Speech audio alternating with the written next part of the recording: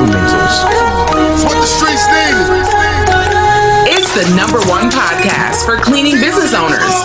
Candid Cleaning Conversations. Cleaning conversations, candid cleaning conversations, candid cleaning conversations, candid cleaning conversations. Hey everybody, welcome back to the podcast. Welcome back to another episode of Candid Cleaning Conversations. Okay, I'm your host, Mrs. Johnson. And I'm her co-host, Miss Tamika. Okay, so today we're going to be elaborating a little bit about marketing. Okay, they're not going to go. They're just not going to go to the business conference, you know.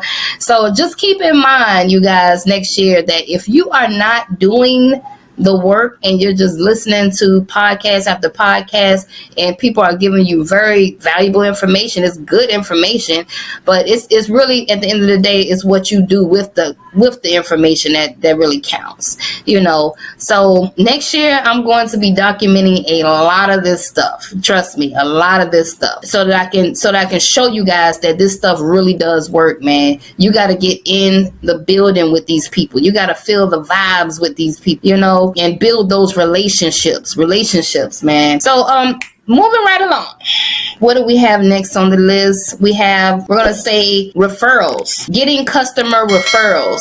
I know that in the beginning for me, man, I got like the bulk of my residential clients strictly off of referrals. Like, people kept referring us, you know what I mean? So that's why it's good to, for one, provide great cleaning service, you know, be an excellent cleaner, be excellent in what you do. And then for two, build that relationship with the client. So once I mastered cleaning and I started growing and building those relationships with my clients to the point where they did not want me to stop cleaning their house, they would refer me all the time to other people.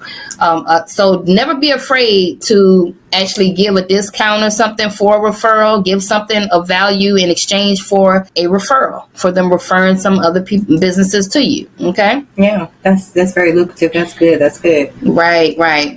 The next thing that I would say is actually collaborating with another business owner. I stated this before, that if you got a cleaning company and you ran a special with someone that specializes in carpet cleaning, you guys actually can put together a pretty nice package deal. Just talk to them and see, hey man, what can we put together? Network with people and put together a pretty good deal, an irresistible offer. You know, this is something that I did in the beginning and it worked for me. Absolutely. And I'll always talk about how I collaborated with the gentleman that did carpets, and actually he still does my carpets. Mm-hmm. So, but I had to go to him. I had to open up my mouth, okay, and come up with a special, create flyers. You can get your flyers off of Fiverr. So we created a flyer and we created this irresistible offer and ran ads on it, and voila, we were able to gain some new clients. Right. But I had to collaborate with someone else that was doing something else in my field. It doesn't have to be carpet cleaning. It could be something else. You have to be creative with it, man. Just be creative. Right. Not only, you know, collabing with others, just, you know, with work-wise, you could also collab with like different entrepreneurs, like going on different podcasts. You guys listen to a podcast right now, so why not have that same, you know, momentum and just hit a person up through their email and say, hey, can I be a guest on your podcast? You know what I mean? So you could go up there and just talk about, you know, just having a regular conversation, and you'll just be able to brand yourself and market yourself without even marketing yourself, and you'll be surprised at the exposure that you will get. Correct. Yes. So now I can't end this podcast without talking about social media. Okay, because you have to be on social media, you guys. So TikTok, LinkedIn.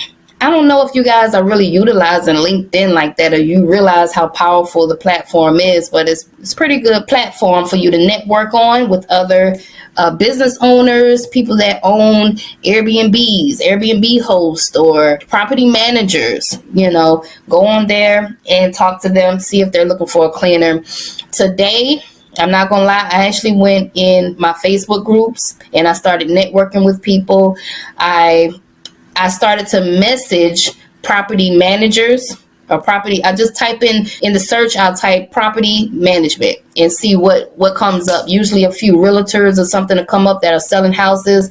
And I just inbox them and I let them know, hey, I'm a cleaning company in the city, just looking for some more work. Are you guys looking for anybody to clean your houses, your units or whatever? And you'll be surprised of how many people will actually respond back to you and say, yeah, well, you know what, I'll take your information down. Or they might tell you to come to the office and drop off your flyers or whatever. But you got to stop being scared to talk and reach out to people, man. Oh my God, yes. It works, man. Facebook, just inbox people. Inbox Airbnb hosts, or property managements or restaurants, auto dealerships. So, and even IG and TikTok are great. Some people have to learn how to create content.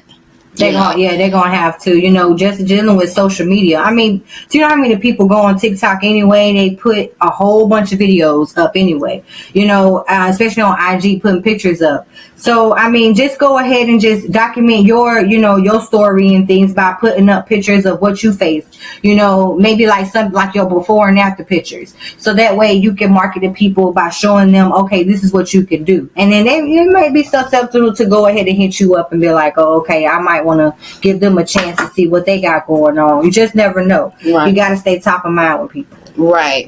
But the main thing is you got to get started. You got to do it, you guys. Stop listening to YouTube video after YouTube video. You got to get in the motion and really get intentional about your business. Really, this is your business, your life, your money. So, hey, those are all my ideas right there that I feel like are great. You notice we didn't name email marketing, which email marketing probably should be number one. You notice we didn't go in depth with cold calling and those are the norm. The norm, you know what I mean? So those are the norm stuff that you should do. And also, you can also take advantage of SEO, search engine optimization. Take advantage of that. Find somebody that specializes in it that can help you with your SEO on your website. That way you can rank on that first page of Google, okay? What else tips can I give you? I mean, you just hit it on the dot right there. That should have like a triple star with that SEO because it's so many contracts that we have, gotten just with Google search. Just Google, just everyone that we have talked to, like, how did you hear about us? Google. So you guys, Google is very important. It's number one. Absolutely. Number one. It's the mother. So you have to be on Google. You have to make sure that you have a Google My Business page set up. Okay. Google My Business page set up for your business. Okay. So, other than that, you guys, I'm going to go ahead and close out the podcast. Make sure you guys leave some comments down below and let us know some of your favorite ways of marketing. What are your favorite marketing strategies that you have came up with, okay? So we all can learn and we all can grow together, okay? Until next podcast, I'm out of here. Make sure you guys check out our merchandise down below. I'm out of here, you guys. Bye-bye.